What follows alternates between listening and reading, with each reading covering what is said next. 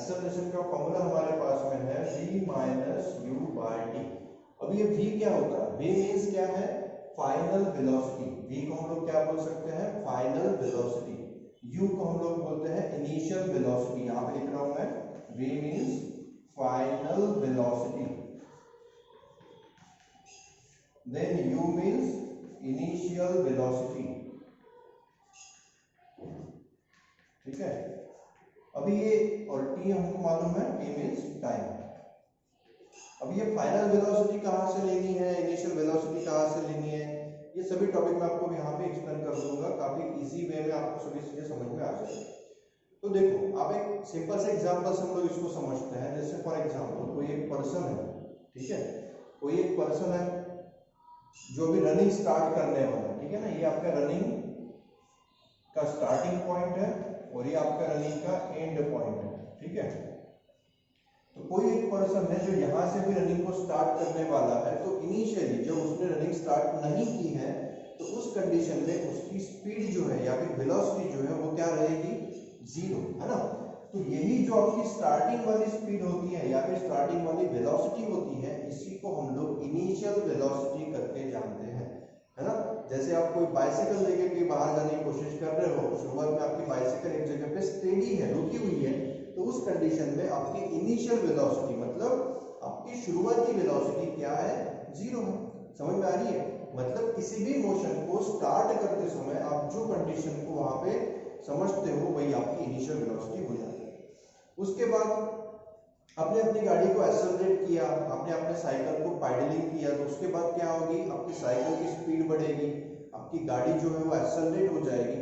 तो ऐसी कंडीशन में जो नई वेलोसिटी हमको मिलेगी वो वेलोसिटी मतलब होती है फाइनल वेलोसिटी। समझ में आ रहा है आपको? तो आपकी जो शुरुआती वेलोसिटी होगी वो हमेशा आपकी रहेगी इनिशियल वेलोसिटी, और उसके बाद आपने ब्रेक लगा के गाड़ी को रोक दिया या फिर एक्सेलरेट करके गाड़ी की स्पीड को बढ़ा दिया, तो उसके बाद वाली जो स्पीड होगी या फिर उसके बाद वाली जो वेलोसिटी होगी वो आपकी रहेगी फाइनल वेलोसिटी। और ये टाइम क्या है? तो ये सब कंडीशन करने में उसको जो भी टाइम लगता है वो आपका होता है टाइम पीरियड। ये आपको क्या ध्यान में रखना है? कभी भी फाइनल वेलोसिटी या फिर इनिशियल वेलोसिटी लोगे तो उसका यूनिट मीटर पर सेकंड ही होना चाहिए। अगर कोई और यूनिट उसमें दिया हुआ है तो उस यूनिट को आपको चेंज करना पड़ेगा मीटर पर सेकंड में, और टाइम हमेशा आपका सेकंड में होना चाहिए, क्योंकि ये हमारे क्या है? स्टैंडर्ड यूनिट है, ठीक है ना। तो आपके वही स्टैंडर्ड यूनिट हमेशा वहां पर होने चाहिए, ठीक है। यहाँ तक कुछ डाउट है आपको? समझ में आया? इनिशियल वेलोसिटी क्या होती है, फाइनल वेलोसिटी क्या होती है, इतना कंसेप्ट समझ में आ गया आपको? Yes, very good. अभी हम लोग क्या करेंगे? इसका यूज करके कुछ न्यूमेरिकल सॉल्व कर लेंगे, जिससे आपको और भी ज्यादा सिंपल वे में ये समझ में आ जाएगा। तो आपके पेज नंबर 103 पे कुछ न्यूमेरिकल्स दिए हैं, उनको हम लोग यहाँ पे समझते हैं, ओके। उसके अंदर आपको यही फॉर्मूला यूज करना है और इसी फॉर्मूले का यूज करके आप लोग उस न्यूमेरिकल को सॉल्व कर सकते हो। तो देखो न्यूमेरिकल क्या दिया हुआ है? Starting from a stationary position. उसने बोला है कि आप कोई मोशन स्टार्ट कर रहे हो, बट फिलहाल आपकी मोशन क्या है? स्टेशनरी है, मतलब फिलहाल आप एक जगह पे रुके हुए हो। तो इससे आपको क्या पता चला? कोई बता सकता है? आपको इससे कौन सी चीज की वैल्यू पता चली? Yes, anyone? आपको क्या पता चला अभी इससे? जो स्टेटमेंट उसने बोला था, when starting from a stationary position. Yes Kaushal, बिल्कुल सही आंसर किया आपने। इनिशियल वेलोसिटी हमको यहाँ पे मालूम पड़ी, जिसकी वैल्यू हमारी क्या होगी? बताओ क्या होगी initial velocity? Yes, in this condition what will be the value of initial velocity? Yes Parikshit, आपने बिल्कुल सही आंसर किया है, 0 मीटर पर सेकंड। हमने इसको 0 मीटर पर सेकंड क्यों लिया है? क्योंकि इस कंडीशन में आपकी जो व्हीकल है या फिर जो भी होगा, क्वेश्चन हम लोग आगे पढ़ेंगे उसको, वो फिलहाल स्टेशनरी है, और उसके स्टेशनरी होने के कारण आपकी जो इनिशियल वेलोसिटी है वो हमने यहाँ पे 0 कंसिडर कर ली। इसमें कुछ डाउट आया है किसी को? समझ में आ गया सभी को 0 मीटर पर सेकंड मैंने क्यों लिया है? Yes, very good. अभी क्वेश्चन को मैं आगे बढ़ता हूँ। तो जैसे मैंने आपको पहले भी बोला था, आप अगर साइकिल चला रहे हो तो आप साइकिल को पैडलिंग करोगे या फिर आप क्या करोगे? साइकिल को ब्रेक लगाओगे, है ना। तो पैडलिंग करने से भी क्या बढ़ती है? स्पीड बढ़ती है, और ब्रेक लगाने से स्पीड घट जाती है। तो इस कंडीशन में क्या हो रहा है, राहुल पैडल्स हिज बाइसिकल। तो शुरुआत में जैसे यहाँ पे कौन है, कोई तो भी है ना, हाँ देवांश बोल रहे हैं कि सर उनको समझ में नहीं आया। तो देवांश के लिए मैं इसको एक बार फिर से रिपीट कर देता हूँ। तो देवांश थोड़ा यहाँ पे ध्यान दीजिए, मैंने क्या बोला कि अगर कोई ऑब्जेक्ट एक जगह पे रुका हुआ है और बाद में वो अपनी साइकिल को पैडलिंग करके आगे लेके जा रहा है, तो शुरुआत में तो वो रुका हुआ है ना, मतलब शुरुआती वेलोसिटी या फिर उसको आप इनिशियल वेलोसिटी बोल सकते हो, वो जीरो हो जाएगी। समझ में आया आपको? मतलब कोई भी ऑब्जेक्ट अगर पहले रुका हुआ है तो उसकी इनिशियल वेलोसिटी आपको जीरो ही कंसीडर करनी है। यस, समझ में आया? जिनको नहीं समझा था, यस वेरी। तो हमने क्या किया यहाँ पे, क्योंकि उसकी बाइसिकल फिलहाल रुकी हुई थी तो मैंने उसको कंसीडर कर दिया 0 मीटर पर सेकंड। पर बाद में क्या हुआ ना, उसने अपनी साइकिल को, राहुल ने पैडलिंग करना शुरू कर दिया। मतलब क्या हुआ कि वो अभी वो फोर्स अप्लाई कर रहा है और फोर्स अप्लाई करने के कारण बॉडी में मोशन आएगा। हमने ये चीज पहले भी समझी हुई है। तो जैसे भी वो उसके ऊपर पैडलिंग लगाना शुरू करेगा तो गाड़ी जो है या फिर उसकी जो साइकिल है वो अभी स्पीड पकड़ना शुरू कर देगी, है ना। तो वही उसने हमने बोला, Rahul pedals his bicycle to attain a velocity of 6 metre per second.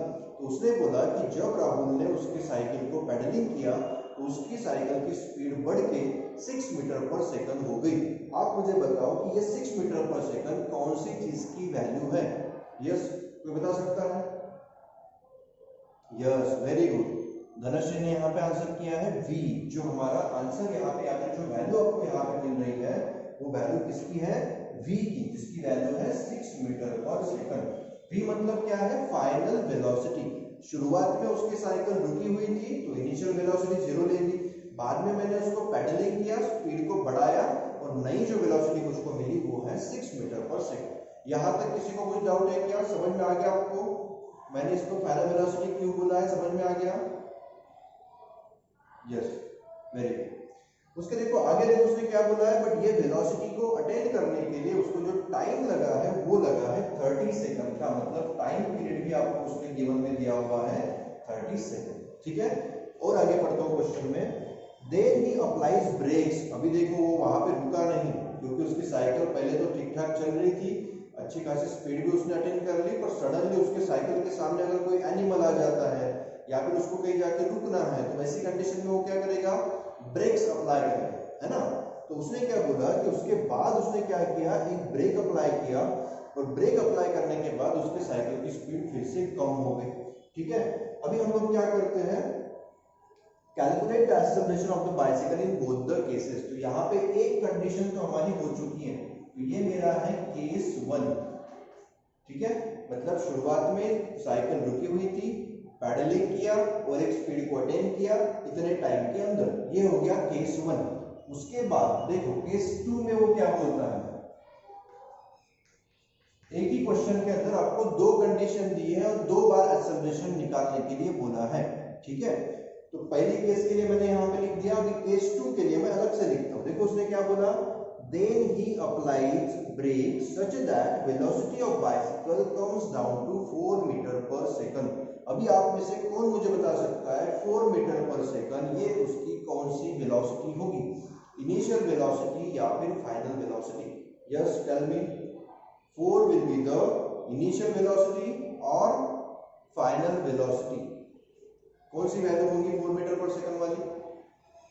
देखो काफी बच्चे यहाँ पे आंसर कर रहे हैं फाइनल वेलोसिटी करके, ओके। इसके अलावा किसी को लगता है कि ये इनिशियल वेलोसिटी हो सकती है? सभी को लगता है ये फाइनल वेलोसिटी है, ओके। यहाँ पे कोई है क्या जिसको लगता है कि ये इनिशियल वेलोसिटी है? Yes anyone? सभी को फाइनल वेलोसिटी लग रहा है, ठीक, ओके ओके, सभी को फाइनल लग रहा है। किसी को भी इनिशियल वेलोसिटी नहीं लग रहा है? किसी को भी इनिशियल वेलोसिटी नहीं लग रहा है? नो, ओके चलो मैं बताता हूँ।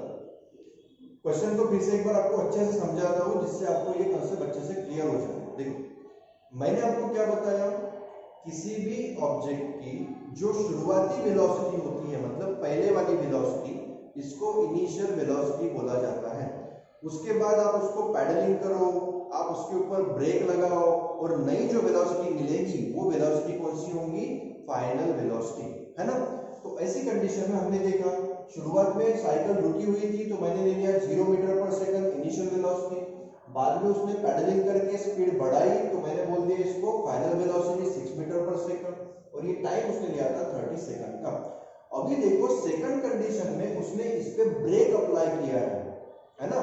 ये जो साइकिल चल रही है वो कौन सी स्पीड से चल रही है, 6 मीटर पर सेकंड, मतलब इनिशियल वेलोसिटी क्या हो जाएगी 6 metre per second second condition के लिए। समझ में आएगा आपको? सेकंड कंडीशन में जब वो ऑलरेडी साइकिल को चला रहा है और उसके बाद उसने ब्रेक अप्लाई किया, तो ब्रेक अप्लाई करने के पहले की वेलोसिटी मतलब शुरुआती वेलोसिटी हो गई, तो वो हो जाएगी आपकी 6 metre per second which is a initial velocity. तो इनिशियल वेलोसिटी इस कंडीशन मैंने 6 मीटर पर सेकंड क्यों ली है, क्योंकि अभी ये उसकी शुरुआत की वेलोसिटी थी ब्रेक अप्लाई करने के पहले की, और उसके बाद जब आप ब्रेक अप्लाई करते हो, सभी लोग अपने माइक्स को बंद रखो क्योंकि माइक की कोई जरूरत नहीं है, मुझको आपका साउंड सुनाई नहीं देता है। तो ब्रेक अप्लाई करने की वेलोसिटी मतलब ब्रेक अप्लाई करने के पहले की वेलोसिटी है आपकी 6 मीटर पर सेकंड, और ब्रेक अप्लाई करने के बाद आपकी जो वेलोसिटी है वो हो गई 4 मीटर पर सेकंड, मतलब जो आपने आंसर किया था 4 metre per second is a final velocity, वो आपका बिल्कुल सही था, क्योंकि ब्रेक अप्लाई करने के बाद वेलोसिटी घट चुकी है। और इसके लिए भी उसने कुछ टाइम लिया होगा, तो कितना टाइम लिया है, तो वो भी टाइम आपको दिया हुआ है 5 सेकंड का। तो आपको क्वेश्चन पूरा समझ में आ गया? क्वेश्चन में कुछ डाउट है अभी भी? Yes, no, very good. किसी को भी क्वेश्चन में डाउट नहीं है, दैट्स ग्रेट। और हम लोग अभी क्या करेंगे, इसको सॉल्व करेंगे। देखो, तो पहली वाली कंडीशन में जो एक्सेलरेशन निकलेगा उसको मैं बोल देता हूँ a1, सेकंड कंडीशन का जो एक्सेलरेशन है उसको मैं बोल देता हूँ a2, ठीक है। फॉर्मूला हमने इसकी थोड़ी देर पहले देखा था, v minus u by t, है ना, v minus u by t. यहाँ पे फॉर्मूला हमारा रहेगा v minus u by t. Values put करते हैं, v की वैल्यू हमारे पास है 6 मीटर पर सेकंड, u की वैल्यू है 0 मीटर पर सेकंड, और टाइम दिया हुआ है 30 सेकंड का। सॉल्व करेंगे इसको तो ये हो गया 6/30, सही है। 6/30 की जो आपकी वैल्यू आएगी वो कितनी आएगी, 6 1 6, 6 5 30, मतलब 1/5। तो ये आपका आंसर आना चाहिए 0.2 सेकंड। नहीं, क्या आएगा, एक्सेलरेशन का यूनिट क्या होता है बताओ?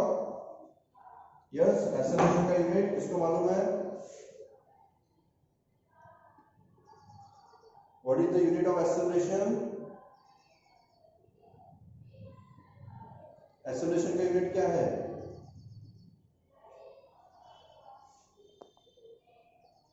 Yes, metre per second square, ठीक है, मीटर पर सेकंड स्क्वायर। इस तरह से हम लोग एक्सेलरेशन को फाइंड कर सकते हैं, और उसका यूनिट आएगा 0.2 मीटर पर सेकंड स्क्वायर। तो मीटर पर सेकंड स्क्वायर ये हमारा यूनिट है। यहां तक समझ में आ गया? किसी को डाउट है इसमें? ठीक है। नेक्स्ट हमको देखना है कि एक्सेलरेशन 2 हमें निकालना है, मतलब सेकंड एक्सेलरेशन आप कैसे निकालोगे वो देखना है। तो सेकंड एक्सेलरेशन निकालने के लिए सभी वैल्यूज फिर से हमारे पास अवेलेबल है, v minus u by t. Formula है, v की वैल्यू है 4 metre per second minus u की वैल्यू है 6 मीटर पर सेकंड, और टाइम दिया हुआ है 4 सेकंड का। इसको सॉल्व करो, कितना आ रहा है, -2/4, मतलब -0.5, सही है क्या? नहीं, कितना आएगा, 5 सेकंड दिया था मैंने, यहाँ पे 4 सेकंड ले लिया, ठीक है, ये गलत हो गया था। यहाँ पे आपको लेना है 5 सेकंड, मतलब 2/5। क्या आंसर आएगा आपका, ये आएगा -0.4 मीटर पर सेकंड स्क्वायर। आएगा सभी का -0.4 मीटर पर सेकंड स्क्वायर। ऐसे आंसर आया क्या? यस, अगर सभी का आंसर सेम आया हुआ है तो आपका आंसर बिल्कुल सही है। हमारा आंसर यहाँ पे होना चाहिए था 0.4 मीटर पर सेकंड स्क्वायर, ठीक है। कुछ डाउट है इसमें क्वेश्चन में? समझ में आ गया सभी को क्वेश्चन कैसे किया है? Yes, very good. आप इसका एक स्क्रीनशॉट ले सकते हो, या फिर मैं इसका एक वीडियो भी आपके लिए अपलोड कर दूंगा, उस वीडियो से भी आप इसमें बाद में इसको देख सकते हो अच्छे से। किसी को कुछ डाउट रहा तो वहां से भी आपका डाउट आप क्लियर कर सकते हो, ठीक है। तो ये था हमारा क्वेश्चन एक्सेलरेशन के ऊपर बेस्ड। उसके बाद a farmer moves along the boundary of square field. तो हमारे पास एक फार्मर है, ठीक है, और वो फार्मर क्या करता है, एक स्क्वायर फील्ड वाली बाउंड्री पे मूव करता है, मतलब उसका जो खेत है वो स्क्वायर शेप में है। ठीक है, इसको मैं नेम दे देता हूँ स्क्वायर को ABCD। आपको मालूम है स्क्वायर के सभी साइड्स बिल्कुल एक दूसरे के साथ सेम होते हैं और स्क्वायर के सभी एंगल 90 डिग्री के होते हैं। पता है सभी को? यस। तो देखो उसमें क्या बोला है क्वेश्चन में, फील्ड ऑफ साइड 10 मीटर। उसने क्या बोला है, देखो along the boundary of square field. तो ये फार्मर इसके बाउंड्री के अलोंग में घूमता है square field of side 10 metre, और इसकी बाउंड्री का जो ये डिस्टेंस है वो कितना है 10 मीटर। अगर ये 10 मीटर है तो ये भी 10 मीटर होगा, ये वाला भी 10 मीटर होगा और ये वाला भी 10 मीटर ही होगा। ठीक है, तो उसने बोला कि इस पूरे फील्ड को वो एक राउंड लगा लेता है 40 सेकंड के अंदर। वो क्या करता है, इस पूरी फील्ड को एक कंप्लीट राउंड लगा लेता है 40 सेकंड के अंदर।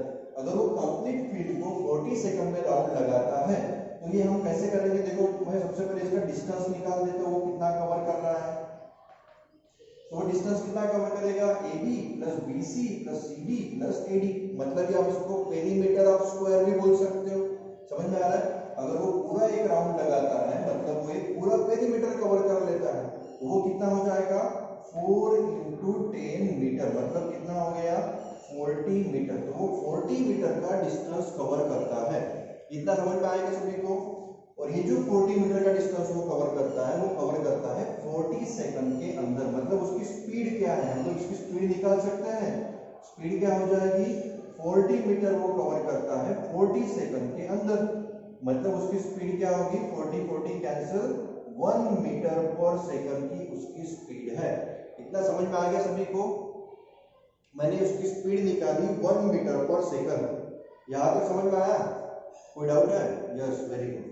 तो हमने क्या किया, एक फार्मर था जो अपनी स्क्वायर फील्ड वाली शेप में फील्ड में अपना एक राउंड लगाता है 40 सेकंड के अंदर। तो उस हिसाब से मैंने उसकी स्पीड को यहाँ पे कैलकुलेट कर लिया है। अभी सामने क्वेश्चन को पढ़ता हूँ और उस हिसाब से उसको हम सॉल्व करेंगे। देखो क्वेश्चन में क्या बोला है सामने, what will be the magnitude of displacement of farmer at the end of 2 minutes 20 seconds from his initial position। तो उसकी कोई भी एक इनिशियल पोजीशन हम लोग कंसीडर कर लेते हैं, जैसे फॉर एग्जांपल A। अगर वो A से स्टार्ट करता है और 2 मिनट 20 सेकंड के बाद वो कितना डिस्प्लेसमेंट कवर करेगा, तो हम क्या करते हैं, सबसे पहले डिस्टेंस निकाल लेते हैं at the end of 2 minute and 20 second. तो मैं यहां पे लिखूंगा distance covered in 2 minute and 20 second. तो सबसे पहले तो मुझे बताओ 2 मिनट 20 सेकंड में कितने सेकंड होते हैं। आपको पूरा कैलकुलेशन सेकंड में करना पड़ेगा क्योंकि हमारे पास स्पीड जो है वो 1 मीटर पर सेकंड की होती है। तो देखो क्वेश्चन का आंसर भी आ गया, उन्होंने बताया है 140 सेकंड, है ना। तो इसको मैं ब्रैकेट में लिख लेता हूं 140 सेकंड। ठीक है, तो वो जो डिस्टेंस कवर करेगा 140 सेकंड में, वो कितना डिस्टेंस होगा, फिर उसकी स्पीड है 1 मीटर पर सेकंड और 140 सेकंड के लिए वो रिवॉल्व करने वाला है, घूमने वाला है। तो डिस्टेंस कितना कवर करेगा, 140 मीटर ही डिस्टेंस कवर करेगा। समझ में आया क्या? ब्लैक बोर्ड नहीं दिख रहा है? चलो थोड़ा सा इसको मैं मूव कर देता हूं। अभी दिखाई पड़ रहा है? यस, दिखाई पड़ रहा है ब्लैक बोर्ड अभी? तो हमने क्या किया, डिस्टेंस कवर्ड को निकालने के लिए उसकी स्पीड मुझको मालूम है 1 मीटर पर सेकंड की स्पीड है। तो 140 सेकंड में कितना डिस्टेंस कवर करेगा, 140 मीटर का करेगा, क्योंकि 1 मीटर कवर करता है 1 सेकंड में। अभी देखो 140 मीटर मतलब एक्चुअल में कितने राउंड होंगे ये हमको निकालने हैं। तो वो हमको ऑलरेडी वो निकालना पड़ेगा कि 140 मीटर मतलब कितने राउंड होते हैं। तो देख लो थोड़ा सा, एक राउंड है हमारा 40 का, तो मैं निकाल लेता हूं राउंड्स। ठीक है, कितने राउंड्स वो लगाएगा, कितने लगाएगा, तो देखो 140 मीटर उसको कंप्लीट जाना है और एक राउंड के अंदर 40 मीटर का डिस्टेंस कवर करता है, क्योंकि पेरीमीटर स्क्वायर का 40 था। सही है, कितना आएगा देखो, चेक करो, 0 0 यहाँ पे कैंसिल हो गया, 4 से डिवाइड करो, 4 3 12 है ना, और वहां पे 2 पे 0 बच गया, 4 5 का मतलब 3.5 राउंड वो लगाएगा पूरे फील्ड को। समझ में आया क्या यहाँ तक? यस, वेदांत का आंसर बिल्कुल आ चुका है। कौशल का आंसर आ चुका है, ठीक है। तो वो क्या करेगा, अपने फील्ड के अंदर 3.5 राउंड लगा लेगा, क्योंकि उसने टोटल 140 मीटर डिस्टेंस कवर किया है, और 140 मीटर मतलब 3.5 राउंड। यहां तक किसी को डाउट है? लास्ट वाला नहीं समझा, ठीक है। फिर से एक बार बता रहा हूँ, विषय ध्यान दो अच्छे से। डिस्टेंस कवर्ड हमने कैसे निकाला, वो 1 सेकंड के अंदर 1 मीटर कवर करता है, और उसके पास टोटल 140 सेकंड थे, इसीलिए उसने 140 मीटर का डिस्टेंस कवर कर लिया, है ना। उसके बाद अगर 140 मीटर जाना है तो 140 मीटर मतलब कितने राउंड लगाएगा, ये हम निकाल रहे हैं। तो 140 मीटर डिवाइडेड बाय एक राउंड के अंदर 40 मीटर होते हैं, इसलिए मैं इसको 40 से डिवाइड कर रहा हूं, और मेरा आंसर निकल के आया 3.5 राउंड। अभी समझ में आया क्या Isha? Yes yes, very good. तो अभी हमको ये पता चल चुका है कि वो जो फार्मर है वो अपने खेत के अंदर, अपने फार्म के अंदर 3.5 राउंड्स लगा रहा है। अभी हमको क्या करना है, इन 3.5 राउंड्स को कन्वर्ट करके हमको निकालना है उसने डिस्प्लेसमेंट कितना किया। डिस्टेंस तो हम निकाल चुके हैं ऑलरेडी, बट उसने क्वेश्चन में हमको डिस्प्लेसमेंट पूछा है। तो देखो थोड़ा सा अच्छे से सामने ध्यान देना, अगर वो फार्मर यहां से स्टार्ट करता है तो 3.5 राउंड लगाएगा, round 1, round 2, round 3 and half round, मतलब यहां से यहां तक। तो उसका जो नया पोजीशन है वो अभी फिलहाल कहां पे पहुंच चुका है, सी पे। उसने स्टार्ट कहां से किया था, ए से। उसने स्टार्ट किया था ए से, और अभी फिलहाल वो है सी के ऊपर। तो ऐसी कंडीशन में आपको जो डिस्प्लेसमेंट निकालना होता है, वो डिस्प्लेसमेंट निकालने के लिए आपको क्या चाहिए, shortest path between initial and final position. मैंने आपको समझाया था displacement is nothing but the shortest path, या फिर शॉर्टेस्ट आप बोल सकते हो उसमें का डिस्टेंस, है ना। तो शॉर्टेस्ट डिस्टेंस क्या होगा, ए और सी के बीच का, कैसे निकाल सकते हो? Yes, anyone? How we can find out the distance between A C by Pythagoras theorem? Yes Parikshit, आपने बिल्कुल सही आंसर किया है।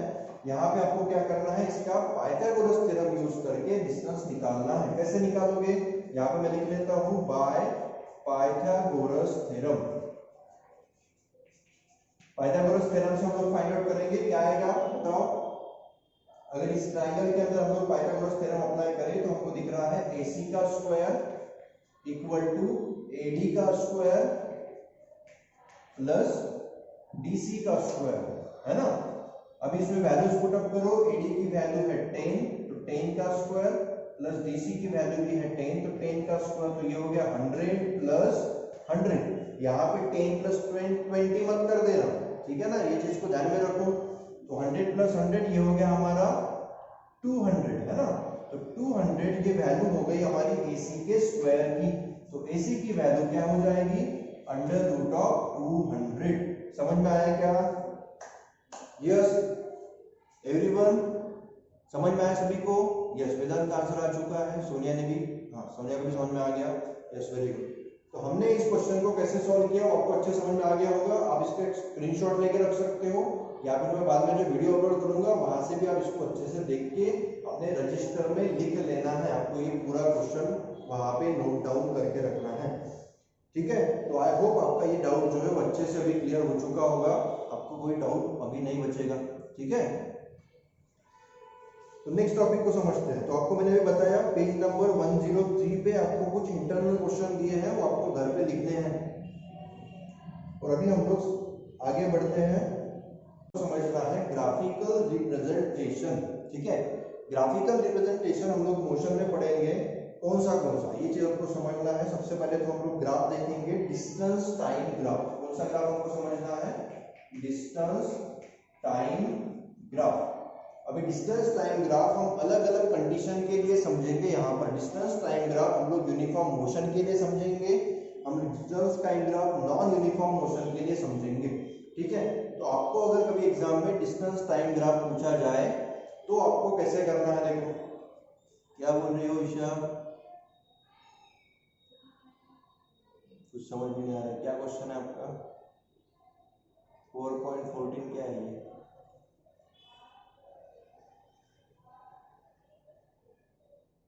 ठीक है, बाद में देख लेंगे, आपको जो भी डाउट है। देखो तो हमको अभी ग्राफिकल रिप्रेजेंटेशन समझना है। इसमें हम लोग समझने वाले सबसे पहला जो ग्राफ आपको निकालना है वो ग्राफ है डिस्टेंस टाइम ग्राफ। अभी डिस्टेंस टाइम ग्राफ क्या होता है इसको थोड़ा सा समझो। डिस्टेंस टाइम ग्राफ मतलब इस तरह का ग्राफ जिसमें हम लोग, आपको ये तो पता ही है कि हमारे पास इस तरह से हम लोग ग्राफ निकालते समय दो एक्सिस हम लोग यूज करते हैं। ये नीचे जो हमारा दिख रहा है वो एक्स एक्सिस है और जो ऊपर की तरफ जा रहा है वो हमारा वाई एक्सिस है। तो यहाँ पे आप क्या करोगे, जो वाई एक्सिस वाला आपका ग्राफ है या फिर लाइन है, उस लाइन के ऊपर हम लोग निकालेंगे डिस्टेंस को, और जो ये एक्स एक्सिस वाला है यहाँ पे हम लोग निकालेंगे टाइम। ठीक है, कितना समझ में आया? अगर आपको डिस्टेंस टाइम ग्राफ निकालने के लिए बोला जाए तो हमेशा आपका टाइम कहाँ पे रहेगा, एक्स एक्सिस के ऊपर। मतलब ये हमारा एक तरह का रेफरेंस एक्सिस भी होता है, और वाई एक्सिस जो है वो हमारा हमेशा दिखाएगा डिस्टेंस को। ठीक है, यहाँ तक समझ में आया सभी को? डिस्टेंस टाइम ग्राफ में डिस्टेंस कहाँ पे होना चाहिए, हमेशा ऊपर की तरफ वाई एक्सिस की तरफ, और टाइम कहाँ पे होना चाहिए, एक्स एक्सिस के ऊपर। ठीक है, अभी हमको करना क्या है, वो ग्राफ बनाने के लिए बोल रहा है यूनिफॉर्म स्पीड के लिए डिस्टेंस टाइम ग्राफ आप निकालना चाह रहे हो, किसका, यूनिफॉर्म स्पीड का। ठीक है, तो इसको थोड़ा सा समझो। डिस्टेंस टाइम ग्राफ हम लोग निकाल रहे हैं यूनिफॉर्म स्पीड के लिए, या फिर आप उसको बोल सकते हो यूनिफॉर्म मोशन के लिए। तो यूनिफॉर्म स्पीड या फिर यूनिफॉर्म मोशन के लिए डिस्टेंस टाइम ग्राफ कैसे निकालोगे, तो थोड़ा सा आप लोग ध्यान दो। आपकी गाड़ी अगर यूनिफॉर्म मोशन में है, मतलब यूनिफॉर्म स्पीड में आप सामने बढ़ रहे हो, ठीक है, मतलब आपकी गाड़ी की स्पीड लगातार जो है वो सेम है, तो ऐसी कंडीशन में क्या होगा, जैसे जैसे टाइम बढ़ते जाएगा वैसे वैसे आप डिस्टेंस भी कवर करते जाओगे। समझ में आ रहा है आपको? अगर आपकी गाड़ी यूनिफॉर्म स्पीड में है तो आप जैसे जैसे टाइम को आगे लेके जाओगे, एट द सेम टाइम आपकी गाड़ी भी उतनी ही स्पीड से आगे की तरफ बढ़ते जाएगी, मतलब उतना ही ज्यादा डिस्टेंस वो कवर करते जाएगी, है ना। तो इसके लिए आपका जो ग्राफ बनेगा वो ग्राफ आपका होगा स्ट्रेट लाइन, इस तरह से, जो एक बाइसेक्टर होगी इन दोनों लाइंस के लिए या फिर उन दोनों एंगल्स के लिए। समझ में आया आपको? क्योंकि जितना टाइम यहाँ पे बढ़ेगा उतना ही उसके ही प्रोपोर्शन में डिस्टेंस भी बढ़ेगा, क्योंकि ये यूनिफॉर्म मोशन वाला ग्राफ है या यूनिफॉर्म स्पीड वाला ग्राफ है। तो इसी तरह का आपका ग्राफ आएगा यूनिफॉर्म स्पीड के लिए, जो कि डिस्टेंस टाइम ग्राफ है। समझ में आया आपको? इसके कुछ वैल्यूज भी आपके बुक में दी हुई है, और उस जगह आप उसको ड्रॉ भी करके देखोगे तो भी आपको बिल्कुल सेम ऐसा ही देखने को मिलेगा जो मैंने यहाँ पे ड्रॉ किया। तो आपको इसमें कुछ डाउट है क्या, distance time graph for uniform speed, इसमें कुछ डाउट है? समझ में आ गया?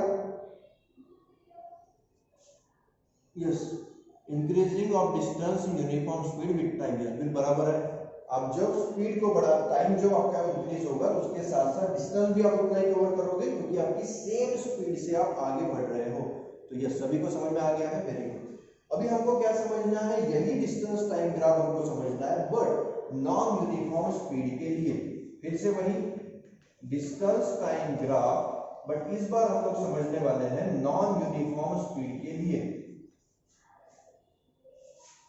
इसको हम बनाने वाले हैं नॉन यूनिफॉर्म स्पीड के लिए। अभी नॉन यूनिफॉर्म स्पीड के लिए हम लोग डिस्टेंस टाइम ग्राफ कैसे बनाते हैं, तो फिर से एक बार वही हमारी बात है।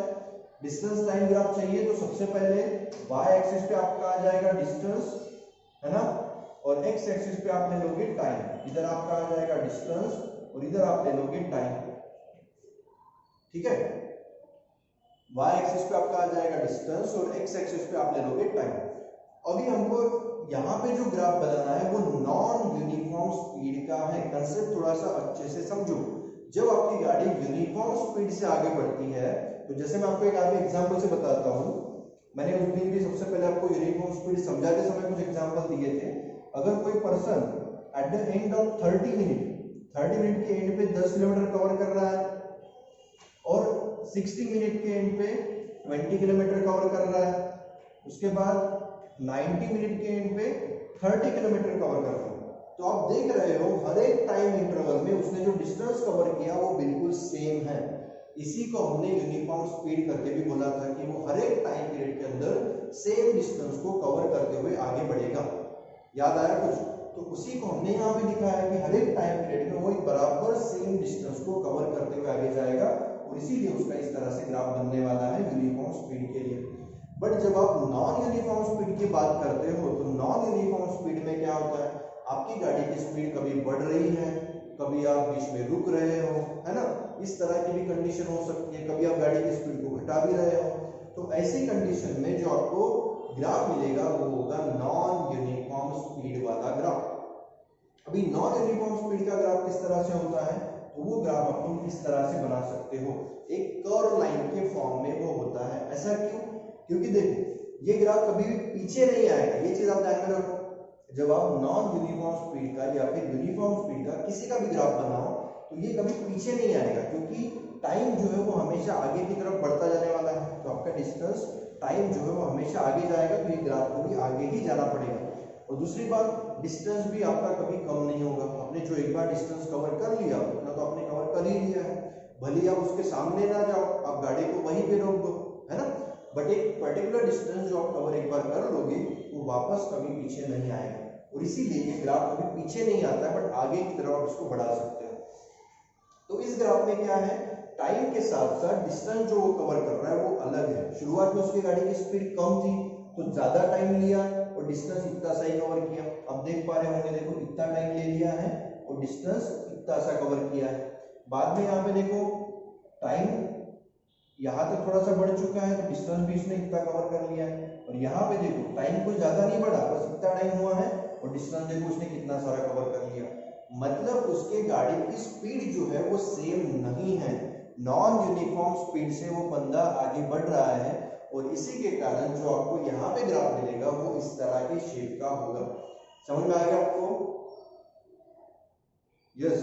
और यहाँ पे जो हमने देखा था उसमें क्या हो रहा था, बराबर सेम टाइम इंटरवल के अंदर, देख रहे हो आप, सेम टाइम इंटरवल के अंदर वो सेम डिस्टेंस कवर करते हुए आगे बढ़ रहा था। मतलब उसकी एक कांस्टेंट स्पीड थी जो आप यहाँ पे चेक कर रहे हो। यहाँ पे टाइम है और इधर आपका है डिस्टेंस जो उसने कवर कर लिया। ठीक है, आगे सबको समझ में? Distance time graph, yes, very good. Harsh को नहीं समझा है? हर्ष, इसमें डाउट है आपको, बताओ। यस हर्ष, कौन से ग्राफ में आपको डाउट आ रहा है, कौन सी चीज नहीं समझी आपको? ईशा, आप क्या बातें कर रही हो? आपको जो भी टॉपिक, जो भी आपका प्रॉब्लम है डायरेक्टली मुझसे आप बात करो। और यहाँ पे माइक कोई भी ऑन नहीं करेगा और आपस में डिस्कशन कोई भी नहीं करेगा। देखो हर्ष बोल रहा है सर सेकंड वाला ग्राफ जो है वो हमको समझ में नहीं आ रहा। ठीक है, चलो आपके लिए सेकंड वाला ग्राफ मैं फिर से एक बार हर्ष यहाँ पे रिपीट कर देता हूँ। सेकंड वाला ग्राफ हमारा नॉन यूनिफॉर्म स्पीड का है, जिसके अंदर आपके गाड़ी की स्पीड इंक्रीज भी हो सकती है, डिक्रीज भी हो सकती है। यहाँ पे आप एक कांस्टेंट स्पीड से आगे बढ़ रहे थे, बट यहाँ पे ऐसा कोई रिस्ट्रिक्शन नहीं है, आप गाड़ी की स्पीड को बढ़ा भी सकते हो और घटा भी सकते हो। तो यहाँ पे होगा क्या, देखो आप देख रहे हो ये जो पर्सन है वो यहाँ से यहाँ तक उसने काफी टाइम ले लिया। देखो मैं इसको टाइम दे देता हूँ 0 आवर, 1 आवर, 2 आवर और 3 आवर। देखो मैं इसको एक्चुअल में भी वैल्यू दे रहा हूँ और यहाँ पे मैं लिख देता हूँ किलोमीटर्स में, 10 किलोमीटर, 20, 30, 40, 50, 60, 70, 80 और ये मैंने बोल दिया 90। ठीक है ना, तो मैंने यहाँ पे एक्चुअल में इसको टाइम भी दे दिया और किलोमीटर्स भी दे दिए। अभी क्या हो रहा है, वो पहले 1 घंटे में उसने डिस्टेंस कवर कर लिया 10 किलोमीटर। दिख रहा है आपको ग्राफ के अंदर? यस हर्ष, रिप्लाई। पहले 1 घंटे के अंदर जो उसको डिस्टेंस है वो दिख रहा है आपको 10 किलोमीटर का। सेकंड घंटे के समय वो कहां पे पहुंच चुका है, 30 किलोमीटर। मतलब उसकी स्पीड सेम है क्या? नहीं, उसने अभी अगले 1 घंटे में 20 किलोमीटर का डिस्टेंस कवर कर लिया। और उसके बाद फिर से 1 घंटे में वो देखो डायरेक्ट 90 किलोमीटर में जा चुका है। मतलब अगले 1 घंटे में उसने 60 किलोमीटर का डिस्टेंस कवर कर लिया। तो यहां से हम लोग ये बोल सकते हैं कि उसकी स्पीड सभी टाइम इंटरवल में सेम नहीं है ना। और इसीलिए उसका ग्राफ जो है वो इस तरह से बनेगा, जो कि एक कर्व लाइन होगी, वो अपवर्ड की तरफ आपको यहाँ पे देखने को मिल सकती है। समझ में आया क्या अभी Harsh? Yes yes, very good. तो हमने यहाँ पे आज समझा graphical representation for uniform speed and non uniform speed.